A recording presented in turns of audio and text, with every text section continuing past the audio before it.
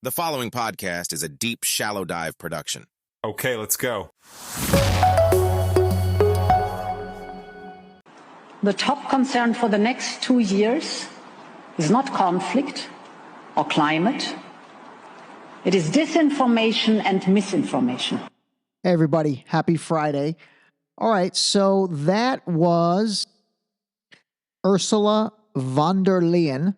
She is the president of the European Commission.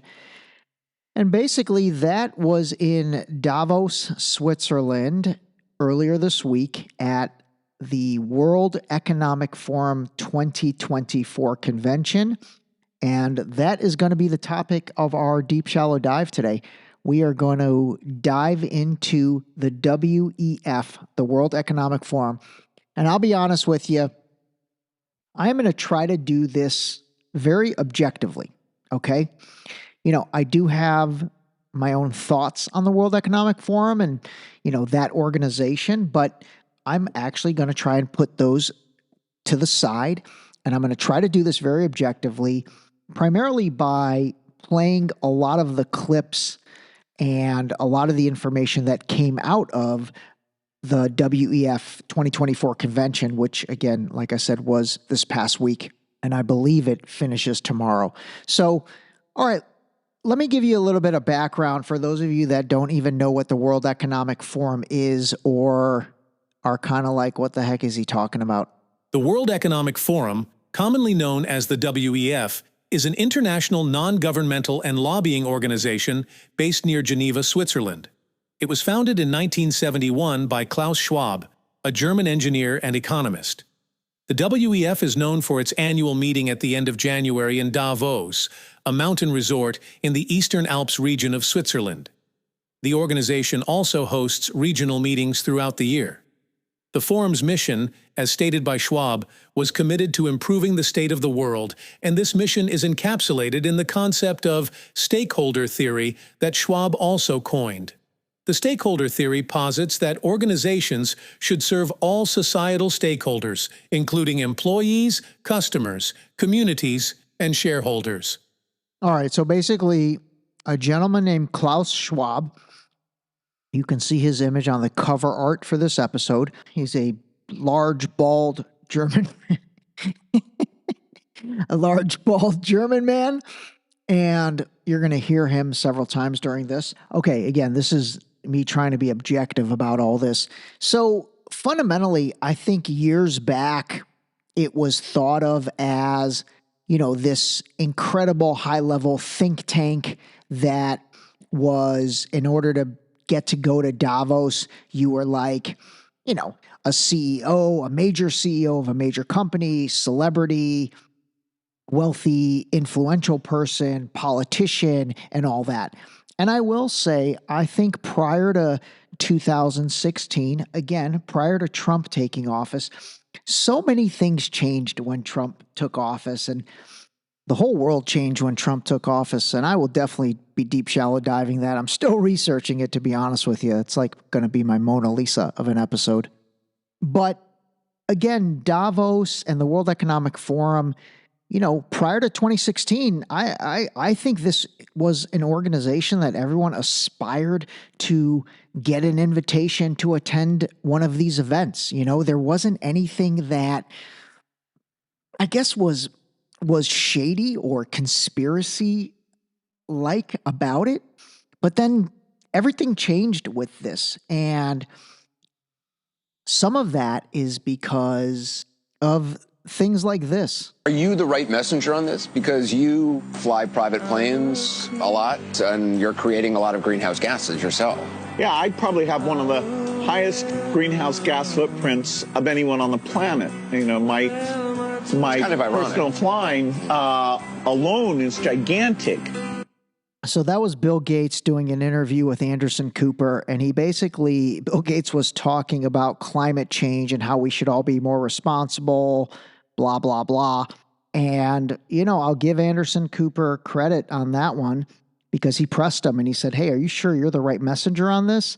And, the one thing that's funny about Bill Gates is he gives zero FUXs some of the answers he's given to things are pretty cringe. But, you know, he basically said what he said. And then with Davos, you know, once people started really capturing things in social media more, you know, the entire convention, all these people are flying there on their private jets and helicopters and all of that.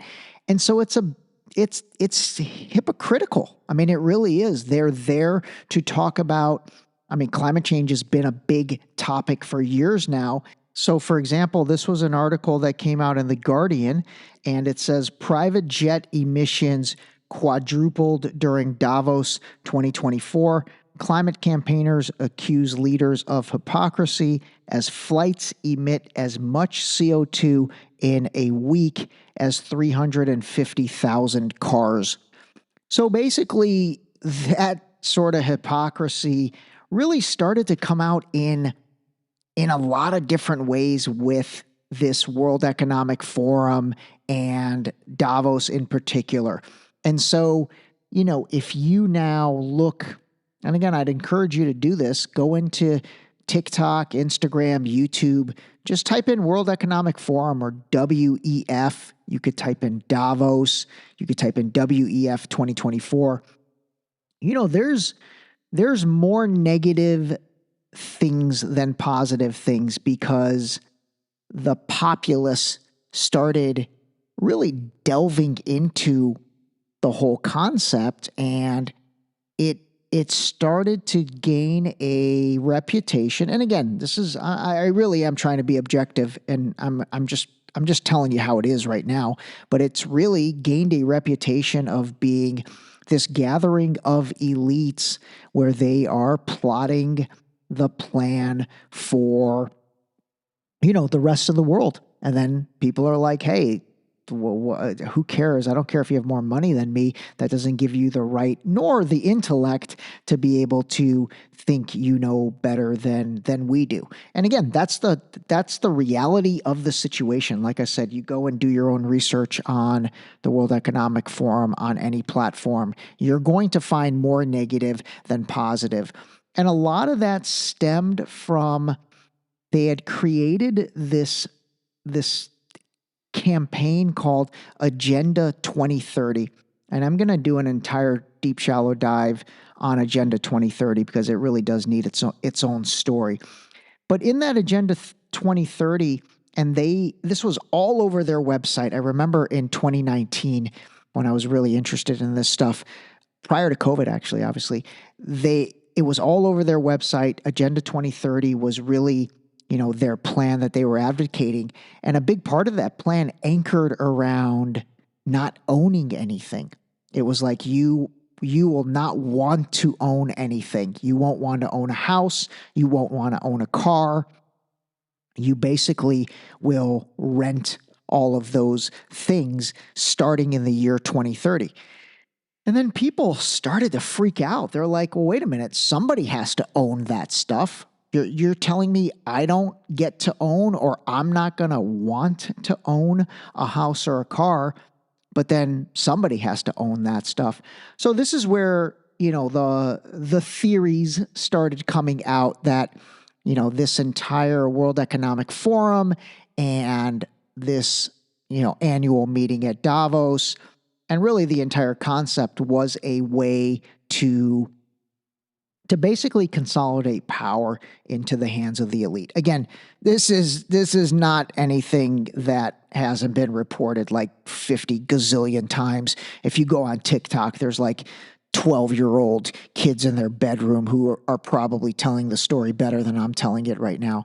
But if you haven't heard anything about it, or if you only have kind of a working knowledge, that's the goal today. Just a little deep, shallow dive into the World Economic Forum, the WEF, and Klaus Schwab, and all these things to just get it on your radar. Here are 8 chilling predictions for 2030 according to the World Economic Forum. WEF is a scary organization comprised of super rich people who have a plan of action to accumulate global power and wealth. 1. All products have become services. You will not own anything. You won't own a car, a house, any appliances or clothes. Oligarchs will still own everything and will offer housing as a service. 2. There's a global price on carbon. Environmental damage which, whether it's driving your car or flying to a different country, will attract taxation. These costs will come from retail users, of course. 3. US dominance is over. The world is going to be run by a handful of global powers. US may still be a part of the dominance, but their debt position isn't looking too good at the moment, and the BRICS nations are coming up fast.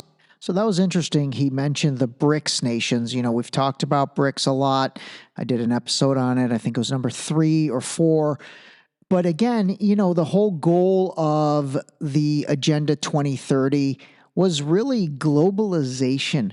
And if you're not familiar with globalization, basically the easiest way to think about it is it's pretty much like treating the whole world as one country. You know, one world, one country, one government, one currency. I mean, you think to yourself, how is that even possible? But, you know, don't be naive. There definitely is, some, you know, I guess where there's smoke, there's fire. And there's definitely been a lot of smoke around this.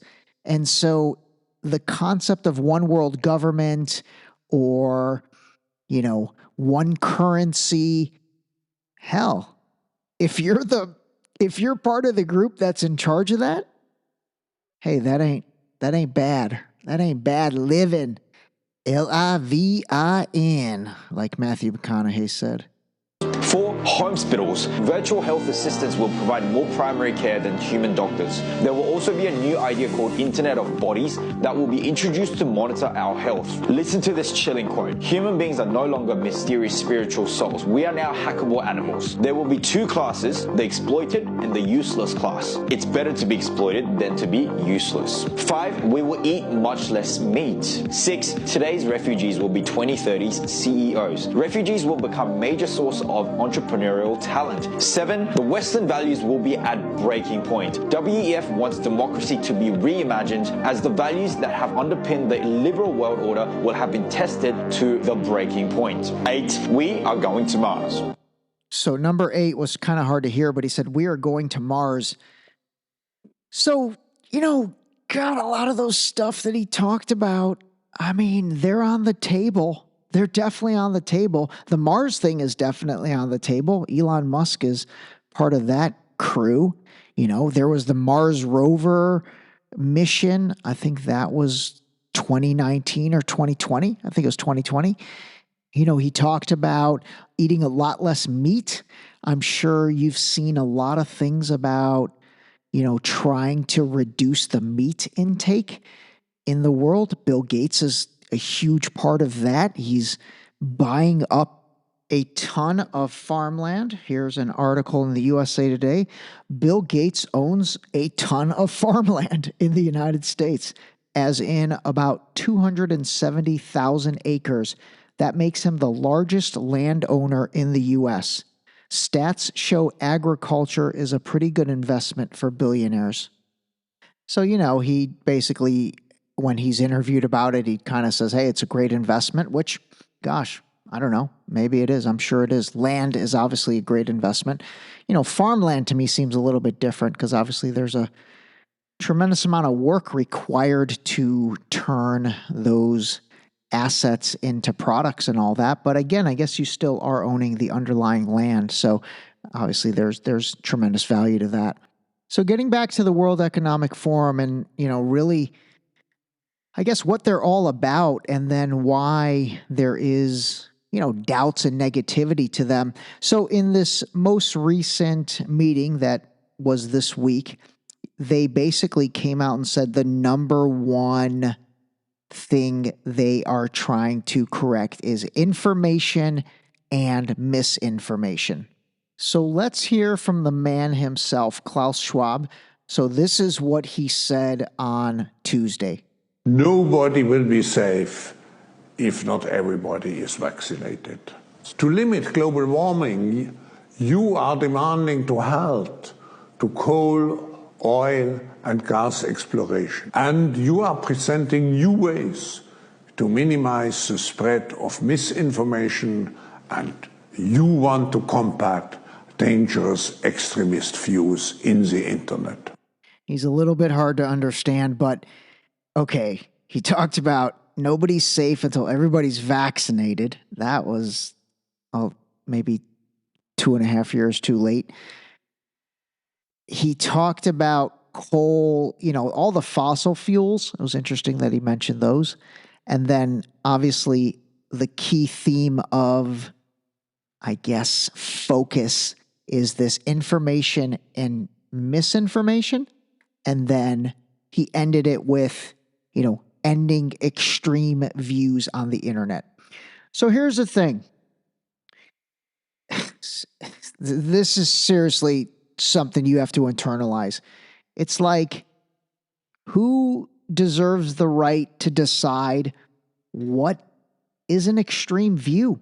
What is an extreme view? I might think something and you might not agree with that, but does that make my view extreme? Does that make your view extreme if I don't agree with something you said? And so, that's a slippery slope. That's a very slippery slope. Obviously, the freedom of speech in democratic countries is what makes them democratic countries. And so, if you start to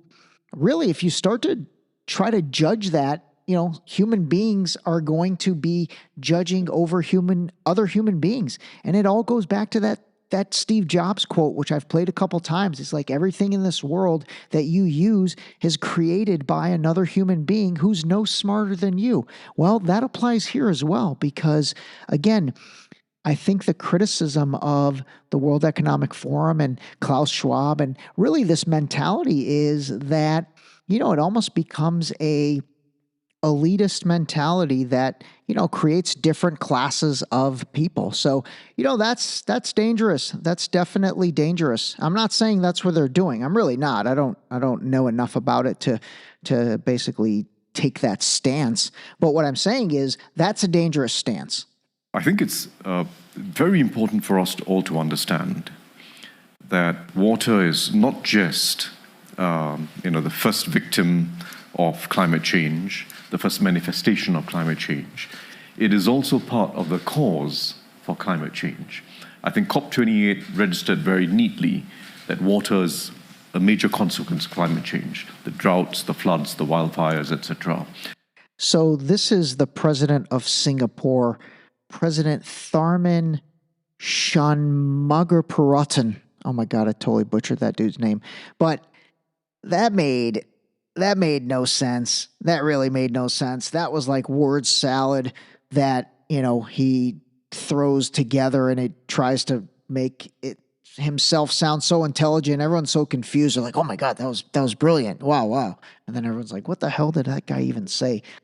That water is not just, the first victim of climate change, the first manifestation of climate change. It is also part of the cause for climate change. He's like, water is not the first victim of climate change. It is the victim of climate change, but it is also the cause of climate change. That's like, it's not me. It's not you, it's me. And that's when I'm like, don't try to use the it's not you, it's me. I invented it's not you. It's not you, it's me. That's my thing. It's always me. Water is the cause. Water is the victim, but it is also the cause. Come on, bro. Give us a break. But the reason I played it is because I want to get water on your radar. Water. I think water is going to come into play at some point this year. So that's all I'll say about that for now. I need to do some more research, but I think water is going to come into play. If anyone thinks this is only about us, this is only about Ukraine, they are fundamentally mistaken. Possible directions and even timeline of a new Russian aggression beyond Ukraine become more and more obvious. Putin loves money above all. The more billions he and his oligarchs, friends and accomplices lose, the more likely Putin is a predator who is not satisfied with the frozen products. All right, so that was Vladimir Zelensky. I had a hard time understanding that. He ended with Putin is a predator and he's not satisfied with frozen products. I don't know if he's talking about the frozen treats. I don't know. I've actually been saying that for decades, that AI could be, a creator of inequality. It could also be a creator of equality. I think AI has to be almost a human right to have access to AI, and we need the governance around AI. Listen, we're coming into a really critical year on elections, and we all understand social media and what social media can be like, and what can happen with social media and how it can go really wrong.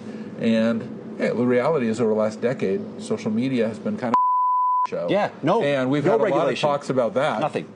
All right, so that was Mark Benioff. He's the CEO of Salesforce. Talked about AI, talked about social media, talked about no regulation to AI and social media. So, that's a little foreshadowing, in my opinion. Mentioned the election. Obviously, I've talked about this before, and the possible chaos that could take place with information or misinformation in regards to the election. So I don't know. I definitely don't know what that plan is, but he talks about all the things we've talked about a lot on this podcast in terms of the ability for these things to happen, the ability for AI to cause, havoc, when at the same time it obviously has many good uses. But AI was a theme. They did have a couple other speakers that kind of started a little bit of talk on the election, but there wasn't that much election talk, which doesn't surprise me, because I don't think they want to bring a ton of attention to the election, because I don't think this is going to be a normal election by any stretch of the imagination. All right, so I'm going to kind of wrap it up here. That was a deep, shallow dive on the World Economic Forum. I did not cover everything, but again, hopefully if this is not something you have any familiarity with, now you do. Just understand that, at the end of the day, top 5 RAD phrase, when you start to basically, have an elitist mentality, and you are a group of individuals that, again, think of themselves, and this is just the truth, above other people because of financial success. And really it comes down to that, maybe status and financial success. And that somehow, makes you or empowers you to think you can make better decisions than other people who don't have your status and financial success. And when you group a collective of those type of people together, that could get dangerous. That could get really dangerous, because again, anytime you create distinction, you create a natural division. All right, that was the World Economic Forum. I'm still going to do episodes on the IMF, the International Monetary Fund, the World Bank. I'm going to do my economic hitman episode that talks about this guy, John Perkins, and how really the U.S. and maybe a couple other countries destabilize other countries in order to reap a benefit. I think that stuff is super interesting.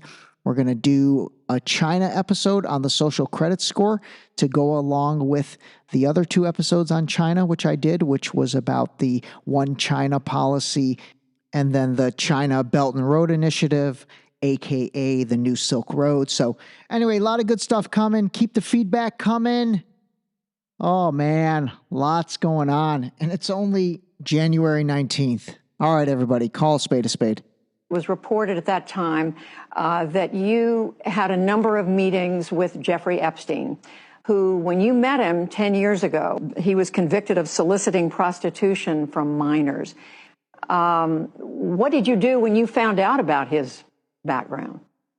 Well, I've said I regretted having those dinners, and there's absolutely nothing new on that. Is there a lesson for you, for anyone else looking at this? Well, he's dead, so in general, you always have to be careful. This episode was brought to you by Boost Liquid Vitamins. Wake up, take your Boost, start your day. Drink your vitamins, build your immune system with Boost. Available on Boost.com.